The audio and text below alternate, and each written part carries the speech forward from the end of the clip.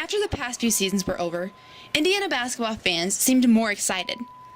Excited for the new players coming in, excited for the possibilities of next year. This is the first time in a while that, despite an unbelievable recruiting class and being projected as to possibly be ranked preseason #1 next year, the fans are sad. They never wanted this year to end. There was something magic about this team. With next year comes expectations. Next year, people will expect to win, expect to make a Sweet 16, expect to beat top teams, and even to be one of them. Next year's team will surprise no one. But this team was pretty much the exact same team who had been to the bottom and tasted a 10-12 win season. So when this team was winning, it wasn't because they were supposed to. It was because they were so sick and tired of losing and being a joke that they decided it was time to change. Sure, they were ranked, but there hasn't been a Cinderella story like this in a while. A team with this kind of magic. This is the team that brought Indiana back to life.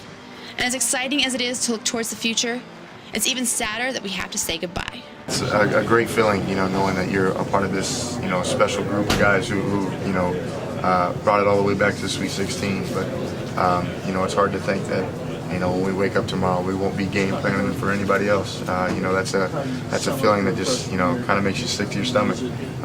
We've been playing basketball, all of our lives, and we, as a group, been playing, 2 or 3 years, for the first time playing. But, we felt like we've been a family, for a long time now. And like I said, not to be able to play basketball, it hurts. I'm proud of these men, though. They've grown up to be men. I mean, they really have. These guys they literally, and a lot of times coaches say it, and they got one hand tied behind their back. They say, well, they gave everything they had. These guys gave everything they had. Show you my hands. They gave everything they had.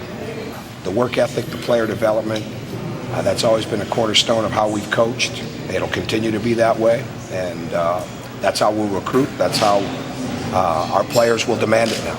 The one thing that our seniors have done is evolved into that leadership. The young players that come in and our older players now, they'll never ever have to learn it on their own. They'll always have somebody that can teach them, and that's the biggest difference of where our program is versus where it was the first couple of years. The future is going to be bright for this team.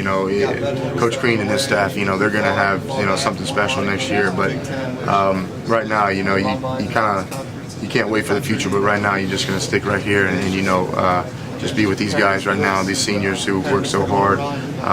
It's a special group of guys, and not being able to play basketball anymore is hard for everybody. It's hard to find another group of guys like this. This is special. At the Georgia Dome in Atlanta, I'm Samantha Dewig for Peaks.com.